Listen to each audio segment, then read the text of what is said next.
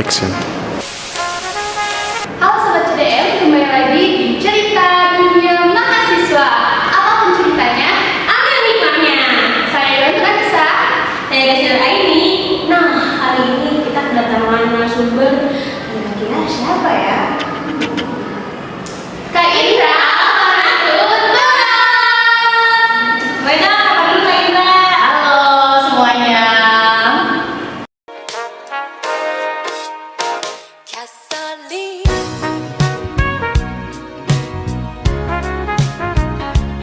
Halo Kak. Halo, Gimana nih kabarnya? luar biasa baik sekali hari ini. Kita berdua berterima kasih banyak ya karena Kakak sudah berikan waktunya untuk hadir di hari ini. Baik, gimana nih? Udah siap kita tes? Sudah dong. Oke, teman-teman, sebelum itu kita harus tahu dulu ya, Kak Indra ini merupakan mahasiswa Universitas Nusa Putra yang menerima beasiswa Indonesia Timur, betul? Betul. Dan juga sekarang menempat tetap di Sukabumi. Ngomong-ngomong, Kak Indra kan sekarang sudah menjadi mahasiswa Universitas Nusa Putra Sukabumi. Nah, aku mau tanya nih Kak Indra, dari sekian banyaknya universitas, kenapa Kak Indra memilih Universitas Nusa Putra nih Kak Indra? Kenapa ya? Kenapa ya? Kenapa ya? Kalau misi sebenarnya kenapa harus Nusa Putra? Ya mungkin karena setelah mengikuti seleksi-seleksi di beberapa universitas dan yang lebih cepatnya keterima di Universitas Nusa Putra, akhirnya ya udah memutuskan untuk masuk Nusa Putra aja. Yang udah pasti begitu, udah ada di depan mata. Yang pasti-pasti ada. Iya, betul. Oke, selanjutnya nih Kak, kan Kakak juga rantau ya. Ya, pastinya ada culture shock ya nggak sih? Betul sekali. Gimana nih kalau sama apa ya yang sekiranya pernah dialami sama Kak Indra sendiri gitu ya semenjak semenjak kesini gitu, semenjak Sukabumi dan juga di Universitas Nusa Putra. Boleh dong ceritain? Boleh, yang pertama mungkin itu kan perbedaan banyak sekali ternyata, mulai dari bahasa, kehidupannya di sini, itu tuh, dan juga makanan-makanannya juga begitu. Jadi itu sangat-sangat bisa nggak ya menyesuaikan diri di sini begitu, karena dengan banyaknya perbedaan-perbedaan itu, tapi puji Tuhan bisa begitu di sini, karena dengan ya terbiasa pelan-pelan mulai menerima begitu, belajar pelan-pelan akhirnya bisa menyesuaikan diri di sini. Berarti mengatasinya lebih ke menerima ya? Iya, kita harus belajar untuk menerima sesuatu yang sebenarnya kita nggak bisa ya, kalau kita mencoba pasti bisa. Aku mau nanya lagi nih Kak Indra. Nih, Kak Indra ini kan sekarang sudah menjadi mahasiswa aktif ya, terutama menjadi wakil ketua Banas. Nah, aku mau nanya nih, kenapa Kak Indra bisa sehebat itu nih sampai bisa menjadi wakil ketua Banas di UKMK Universitas Nusa Putra ini? Yang pertama pasti kita harus membangun kepercayaan orang-orang di sekitar kita terlebih dahulu untuk menempati satu posisi, tidak langsung tiba-tiba langsung begitu kita masuk menempatkan posisi itu. Jadi pertama tidak hanya dengan kata-kata, omongan, tapi harus dengan tindakan nyata, bukti nyata apa yang kita lakukan begitu. Dengan begitu orang-orang akan percaya pada kita, dan ketika sudah percaya pada kita, apa yang mau kita lakukan pasti mendukung begitu, didukung apa yang kita lakukan, karena mereka sudah lihat bukan hanya ngomong tapi ada bukti nyata, tindakan nyatanya begitu untuk kerja. Jadi jangan hanya omong, tapi kita harus melakukan apa yang kita omongin itu. Gitu ya, Iya. Baik, selanjutnya aku pengen ini apa ya, kayak ini kan berarti buat orang-orang yang rantau gitu ya, udah dengar-dengar nih banyak gitu ya, dari teman-teman yang rantau itu tuh kayak merasa kesepian, terus kayak kangen sama keluarga gitu kan. Nah, Kak Indra sendiri tuh pernah nggak sih mengalami hal itu dan juga gimana sih cara mengatasinya gitu? Oke, kalau kesepian pasti ya. Pasti merasa kesepian, apalagi sebagai perantau di tempat orang, mungkin di tempat yang baru, jadi jauh dari banyak orang-orang yang awalnya kita sudah nyaman, sudah apa-apa, tiba-tiba kita keluar dari zona nyaman itu. Ya, yang pertama pasti pasti aku menyibukkan diri di beberapa kegiatan-kegiatan. Aku selalu mengikuti kegiatan-kegiatan untuk ya di samping itu untuk menutupi kesedihan itu atau kesendirian itu. Jadi aku lebih suka banyak kegiatan-kegiatan keluar. Pokoknya aku jangan di dalam kos aja begitu, harus keluar dari dalam kos. Jadi ikut kegiatan-kegiatannya kayak organisasi-organisasi. Karena ketika ikut organisasi ternyata aku ketemu banyak orang-orang begitu, banyak teman-teman. Jadi akhirnya aku nggak merasa kesendirian. Iya, jadi bisa, ayo kita kesini main kesini begitu. Jadi nggak buruk juga ya. Iya. Aku mau nanya lagi nih, selama Mbak Indah di Sukabumi ini, apa sih yang Mbak Indah sukai? Semenjak awal Mbak Indah menginjakkan kaki di Sukabumi ini. Orang-orangnya mungkin ya, halus sekali orang-orangnya di sini. Ternyata orang-orang di Sunda sini itu sangat lembut-lembut, halus-halus begitu. Jadi pertama, kenapa halus, lembut sekali orang-orang di sini. Itu yang pertama sih buat aku. Bisa kalau untuk menyesuaikan diri dengan mereka bisa. Jadi itu pertama sih hal yang aku suka di sini dengan orang-orangnya. Selain orang-orangnya, mungkin selain orang-orangnya, tempatnya juga.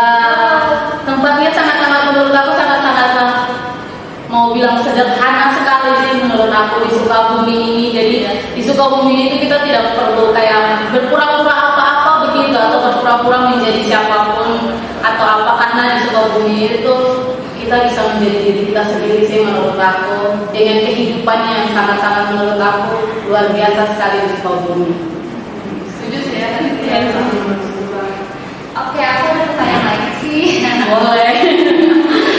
Gini ya, dari kan tadi juga aku udah kasih tahu culture shock, terus kayak apa ya, ada rasa kesepian sama keluarga. Itu kan masuk ke kayak tantangan juga ya, sekarang kita sendiri untuk bertahan, survive gitu ya, survive buat di sini. Nah, gimana sih kakak bisa mengatasi terus apa ya? Kenapa bisa bertahan gitu? Padahal kayak dengan banyaknya hambatan itu, tantangan itu, mungkin kakak sendiri kayak udah berhenti aja. Tapi kalau jadi bertahan gimana? Ya karena pertama tujuan utama kita sini, aku ya kesini kan pasti untuk kuliah, jadi belajar. Jadi apapun itu aku udah harus siap untuk menerima resikonya apapun itu. Jadi dari situ aku belajar apapun itu tantangannya, apapun itu kesulitannya, apapun itu perbedaan-perbedaan yang begitu banyak di tempat ini, aku harus bisa belajar untuk menerima itu. Yang pertama itu harus belajar untuk bisa menerima dan menyesuaikan diri di tempat ini, sehingga tantangan-tantangan atau apapun itu pasti bisa dilewati. Betul, setuju sih ya. Kalian tahu nggak bahwa Kak Indra ini katanya masuk jurusan manajemen kan internasional? Benar nggak Kak Indra? Betul. Sekarang juga dia lagi menjabat sebagai wakil ketua Ganas. Keren banget nih. Dan selain masuk di organisasi internal, Kak Indra ini bisa apa yang Kak Indra lakukan selain melakukan organisasi internal? Apakah ada organisasi eksternal Kak? Kebetulan betul aku ada ikut organisasi eksternal juga di luar, dan ada 2 organisasi eksternal yang aku ikuti yang dan aktif sampai sekarang.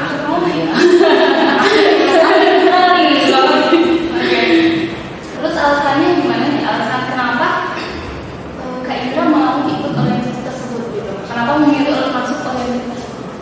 Alasannya aku selain ingin mengembangkan diri aku di lingkungan kampus, mengikuti organisasi-organisasi internal di kampus, aku juga ingin mengembangkan diri, mengikuti organisasi-organisasi eksternal di luar, karena ternyata kita kalau untuk organisasi eksternal di luar itu ternyata lebih banyak lagi orang-orang yang kita jumpai, lebih banyak lagi ternyata pengetahuan-pengetahuan baru, pengalaman-pengalaman, ilmu-ilmu yang sangat luar biasa yang sebelumnya mungkin kita pernah dapat di kampus tapi tidak dapat di luar begitu.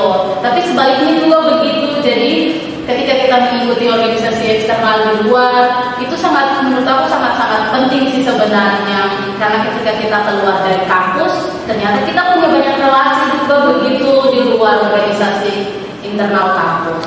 selain kita berteman dengan orang di kampus kita, juga kita bisa berteman dengan universitas lain. Iya, Gitu ya. betul.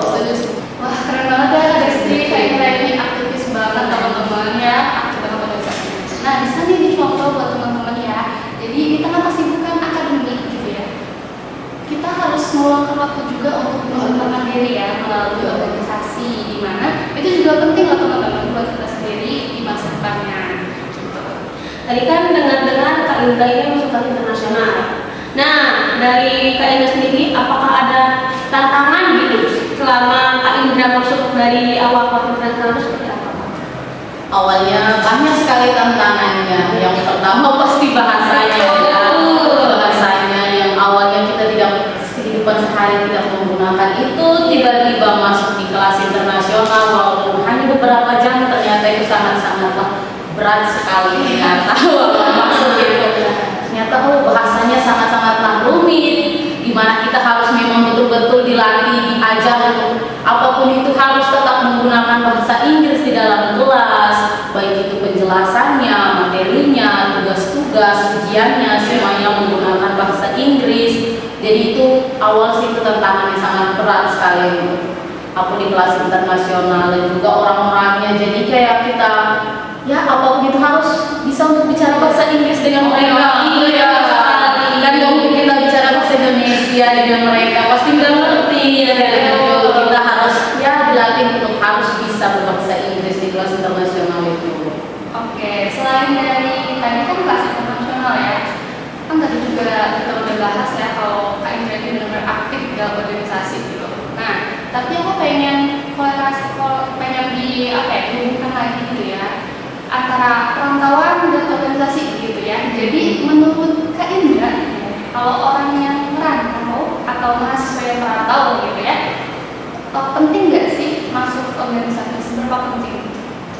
Kalau menurut aku mungkin nggak akan penting ya buat mereka yang tidak mau keluar dari zona nyaman, tidak mau menerima tantangan baru. Itu pasti bagi mereka untuk organisasi itu nggak penting sekali, karena aku merantau jauh-jauh ke sini ya untuk kuliah, bukan untuk organisasi sana sini begitu. Tapi itu akan sangat penting untuk orang-orang yang mau untuk menerima tantangan begitu. Jadi menurut aku sangat-sangat penting sebenarnya untuk seorang perantau untuk masuk ke dalam organisasi, karena seperti tadi aku jelasin, selain kita menambah relasi, pengetahuan kita lebih meningkat bukan hanya di dalam kampus baik di akademik, tapi di luar kampus juga.